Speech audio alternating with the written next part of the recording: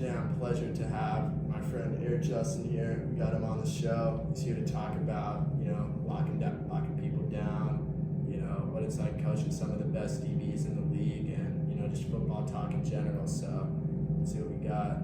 So what's something you want to share about yourself to the fans? And, I don't know about myself. One thing, I love what I do.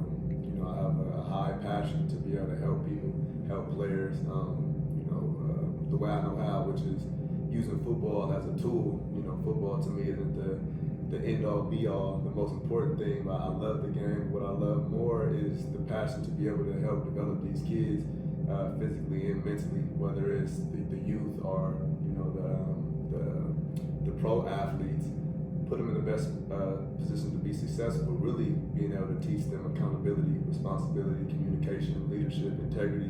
Those qualities are really what I do it for initially, and then I'm just lucky that I get to do it using football. Nice.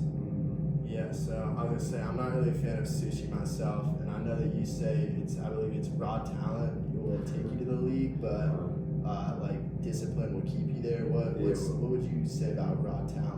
Well, that was crazy. You said sushi. I didn't really get it. But my slogan is raw talent can get you to the league, but technique will keep you there. Yeah. Right. So there's a lot of kids, there's a lot of players across the country, across the world who love football, they love playing it, but they're not necessarily being taught or having access to be taught the discipline within the details, the how and why of the game. So some of them just may be blessed with raw talent, with speed and size that allow them to fulfill their dreams. But once they get to the NFL, there's levels, right? Just like in any space, in youth, high school, college, and the pros, there's levels to it. So just going off of raw ability and just being big and fast, not good enough anymore. Like if you want to be elite, you have to be able to fully understand and comprehend the details within your craft to keep working and getting that repetition to be consistent.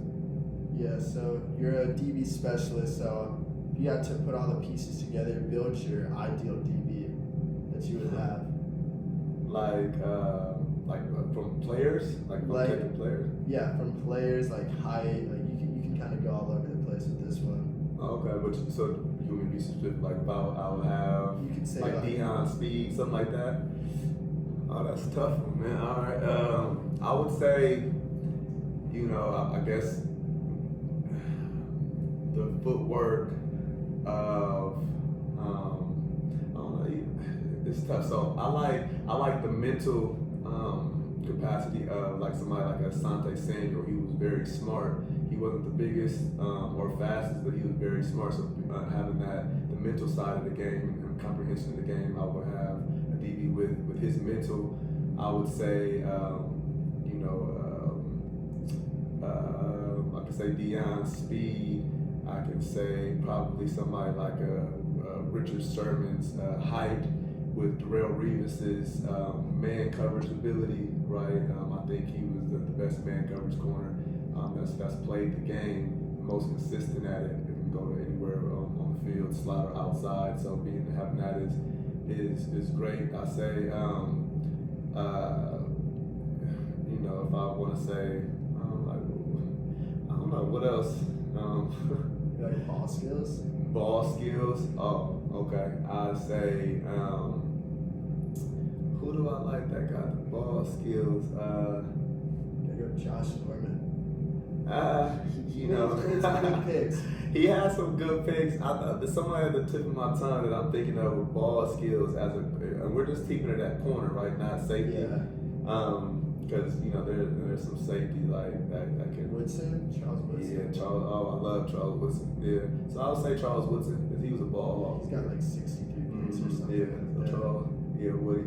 Yeah. Yeah, no, he's a beast on Madden too. Yeah. And I would say, you've got of course you're great at your craft, so of course you are able to coach a lot of NFL players. So I would say out of all the players you've coached, let's say you're stranded on an island, you gotta bring one. who do you think you'd bring alongside? Man, that's tough, man. All the guys that I've been blessed to, you know, help. They all have something to contribute. They're all still learning. I'm still learning them, and sometimes learning different things from, spending time with these guys and stuff like that. So I don't know, you're trying to make me single one of them out. It's crazy. And maybe someone has some good survival. I know what you're trying to do because I know that you're really biased about some of the guys. We're going to go with Ben St. Juice, Washington corner. Yeah, so obviously, Ben is somebody who that is a blessing for me to be able to help. Obviously, I can't take any credit for. I don't take any credit for anybody that I work with. First of all, so let me make that clear. It's me just trying to fine tune their abilities that they already possess. And Ben is somebody that he's first of all a really good person, and he has really good work ethic. He wants to be great at his craft. He's very coachable, and I think everybody has seen his progression since he's come to the league, right? And his ability to be able to continue to grow through the league and being, really a good player in the league, a good corner in the league. And so I'm very excited to see, where his journey is going to lead and, where it's going to be in the next couple of years and stuff like that. So yeah. So let's go back in time a little bit, back to your playing days. Let's talk about what's your favorite matchup you've ever had. My favorite matchup, I guess, would probably be against Dez Bryant, which was my first ever matchup in college, my freshman year, and he was just going into his Bolitnikoff season as one of the best receivers in the league in college football. So I say that's probably my favorite because it was like a welcome to football. It was something that gave me some opportunity to learn from some mistakes that I was doing that I had to get better on within my craft. That I told myself, all right, well, this happened. Let's make sure this don't happen again. Yeah. And I'll keep it 100 and say there was a Sports Center moment for me that he put me on Sports Center. He mossed me, and it was like I had good coverage. Everything was there. It was more of a timing on the jumps, and he was really good at positioning his body and being able to time the jumps and go high point balls. And that kind of taught me a lesson that I couldn't be nonchalant when it was time to attack the ball. He not about to let me catch the ball. I got to go and attack it and be aggressive and understand that timing. So that was something that I took away from him. But yeah, it was exciting. It was cool. And throughout your whole, I'd say, career, what's your favorite moment from it?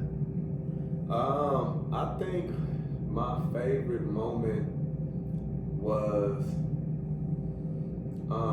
it was like my junior year. I had been hurt the whole the beginning of the season, and they were kind of counting me out a little bit because I couldn't get past this injury, and so I had pretty much got benched, and we were playing Cal, and the guy that they had over me had ended up getting hurt. And it was like a next man up back then, and I was able to, come in, and I ended up getting player of the game. That game I had an interception, I had a sack, I had a punt return that I didn't score, but it kind of changed the momentum of the game. And I made a lot of good plays. We ended up winning that game, whereas we hadn't beaten Cal in a couple of years. And so it was a big game, but it was a big moment to kind of take advantage of the opportunity when I had some adversity going on. Yeah. And I could have just folded and pointed the finger and just not prepared for the moment because they had me down in the depth chart after I had been a starter since my freshman year, right? And so there was a lot of things that was going against me that I couldn't control, but when I got the opportunity, I took advantage of it. And the rest of that season, I did pretty well, where I got a lot of looks from scouts and had some potential to come out in that year's draft. Yeah. That definitely sounds like a great game. I would say to kind of go full circle, we started talking about your coaching. What would you say is one thing that a lot of DBs aren't really focusing on that they should, that would probably, up the level of their game? Just full-on comprehension of the how and why within their their coverage. Whether it's obviously to me, cover one is the toughest thing, right? So that's the hardest thing to do. I feel like it's the most value. So if you can be able to comprehend the how and why of cover one and playing press technique or man technique, and then developing that skill set to do it consistently, I think that's what they should be focusing on. Because if you could, the other coverages, whether it's cover 2, 3, 4, and so on, it's a lot easier to play zone than it is man. So you want to develop your value and your stock at the corner, to develop your skill set and your technique at playing man, and understanding how. Yeah.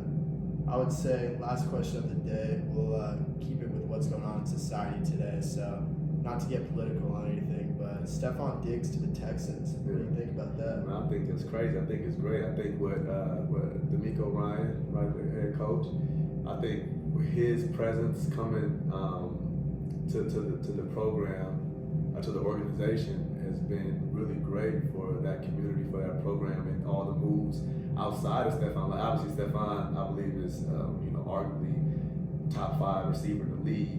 Like bringing that to C.J. Stroud, coming off a rookie year and coming off with 2 other really good receivers, two good young receivers, and Joe Mixon, Danielle Hunter. They got a lot of good pieces over there in Houston that they're putting together. So I'm excited to see what they're doing. I think there's some other things that they probably need to address on the defensive end, maybe too.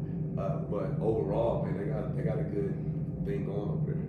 Yeah, I would definitely say it looks like a lethal offense. Kind of reminds me of like typical Washington Commanders. Not to be biased or anything, but that's what a lot of people have been saying about that offense. Oh really? I don't see that one, but I haven't seen a lot. They've been saying Terry McLaurin and Jahan Dotson are kind of be like if you have Jerry Rice and Calvin Johnson on the same team. I ain't heard that, but no disrespect to them. Them dudes are 2 nice receivers. Like Scary Terry is nice. Like there's no getting around it. I think obviously you got to see it in person. They're trying to address some things with them on their offensive end with the quarterback play and obviously having time for that quarterback play and stuff like that. But I mean, it's a lot of really good players in the league and stuff. So it's like but those 2 guys are really good. So hopefully they get somebody that can facilitate the ball to them to kind of continue to show their asset. All right.